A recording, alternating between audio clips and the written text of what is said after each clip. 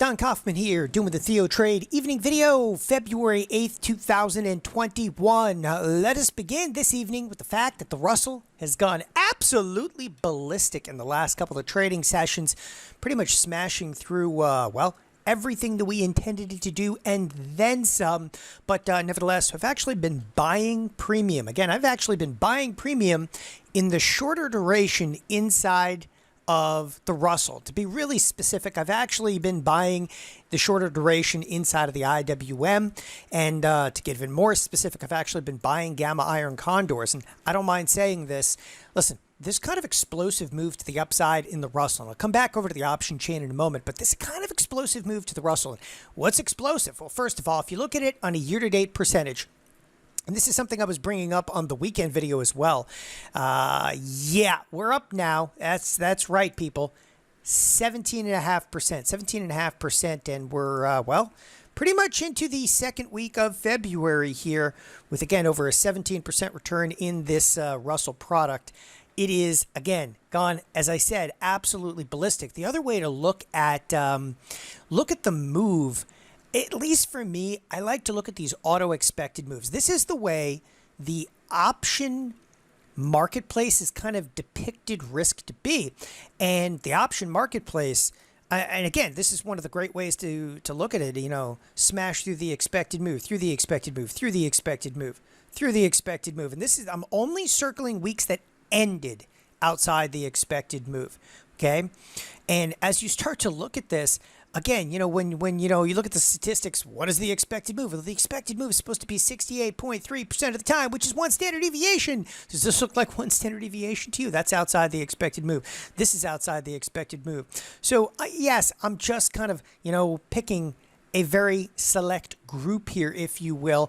Obviously, if you were to look back at the data for a much more substantial period of time, maybe the breaches haven't been that often, but again, I have to reiterate, in the last approximately 3 months, okay, the Russell has breached more than any other product. In fact, it's actually breached the expected move almost more than, you know, the other major indices combined. Nevertheless, one of the great ways to look at this, saying it's gone completely ballistic, is, you know, it's a big statement. In the last, what, 2 trading weeks, this is a smash of, for the most part, 2 sigma move. And here we are on Monday. We already hit the upper edge of the expected move. So how do you actually trade this? And that's obviously one of the more important things.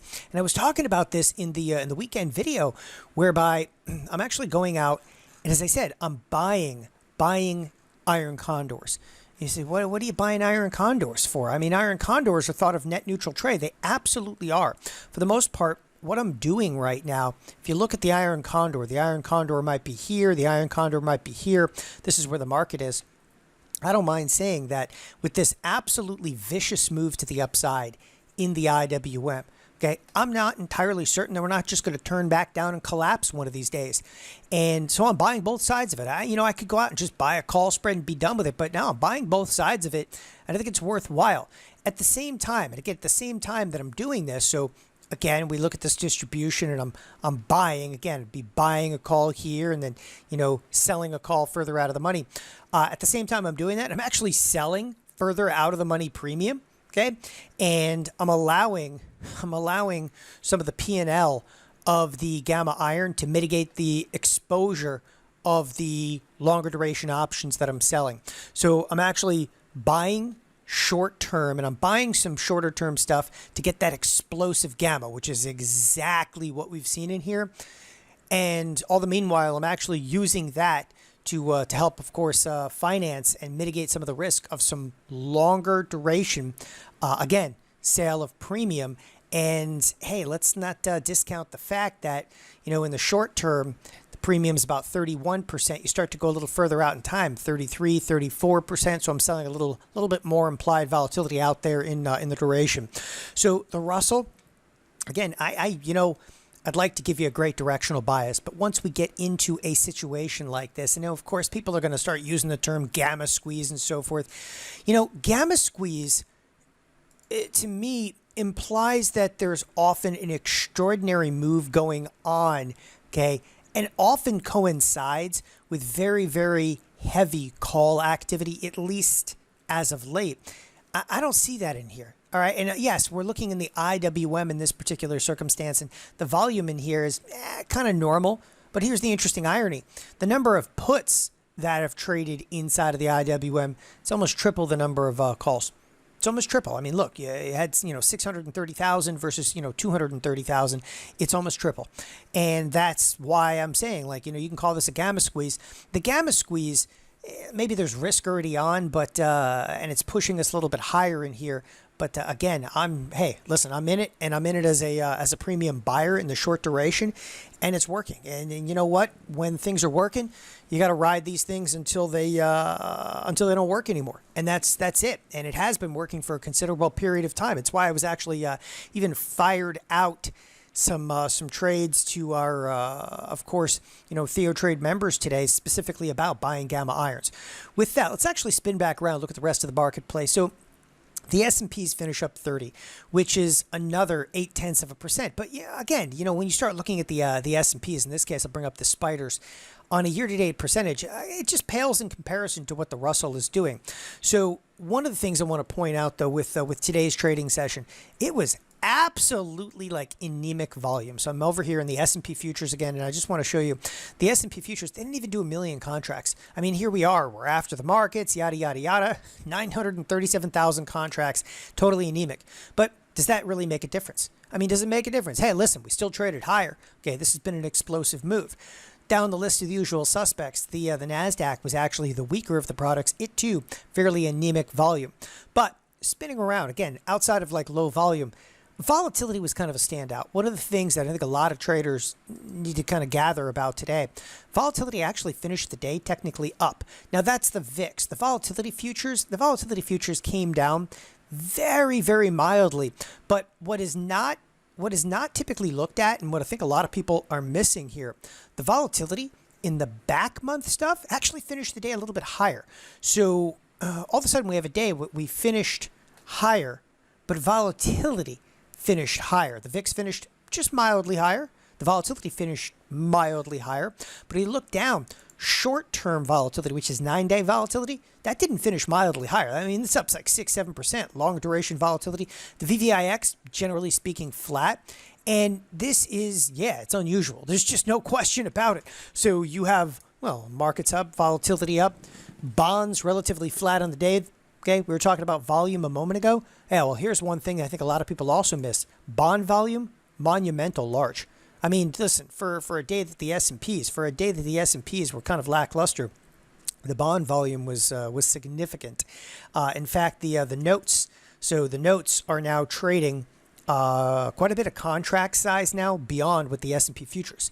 So there's clearly some fairly wild movement going on inside of the bond market, and that entails interest rates have been going up and continue to go up.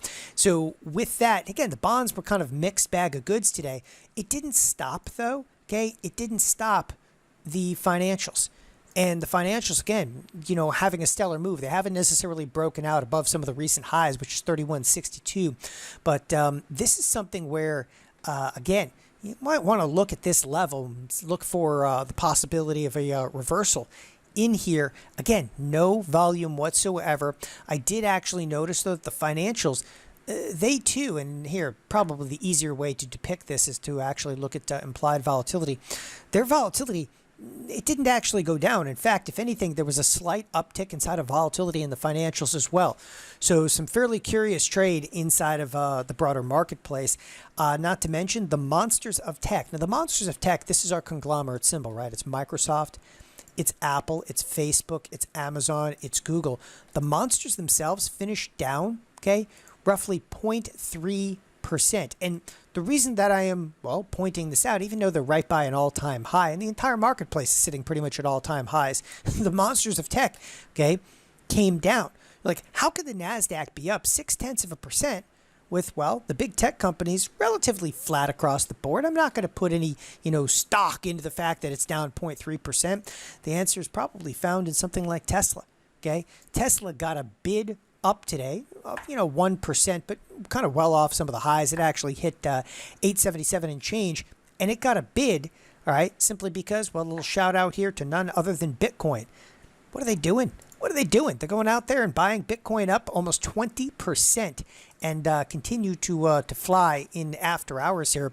But Bitcoin, this is specifically the Bitcoin futures. Not traded a huge number of contracts in the Bitcoin futures either, but this was due to an announcement specifically from Tesla buying $1.5 billion, of course, of Bitcoin. Lots, again, of interesting moves inside of the marketplace. I'm just going to lay it on the line here. All right, with moves that I'm seeing in the marketplace right now, okay, as a trader, okay, hey, listen, I've already explained. I'm going to go out there and I'm going to buy some of that short duration premium and I'm going to sell, okay, the further out duration because there's great skew in there. All right. I am not going to be an investor in this right now. I'm not going out there necessarily and carrying any stocks. For those of you that want to get bullish, you want to get bearish, there is absolutely, okay, nothing wrong with taking directional bias right now.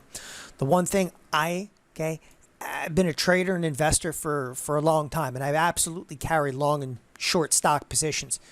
But at this point, okay, forget about valuation. Put all of that aside. When you're seeing things like, the Russell, the small caps, up nearly 18%, it's the beginning of the year. Okay, when you're seeing volatility higher with the marketplace higher, bonds collapsing in the last 2 weeks of trade, okay? These are all just shots across the bow, all right? Listen, could the marketplace continue to go higher? Absolutely, unequivocally, yes. But at this point in time, if you're getting long, you're getting short, people, please try to do it with defined risk. If you're trying to take directional positions, define your risk. If you want to get bullish in something like Amazon, okay, use spreads, okay, whenever and wherever possible, because the risk clearly, okay, right now is growing in this marketplace. Thanks everybody for joining us here at TheoTrade. Have a wonderful evening. Bye-bye.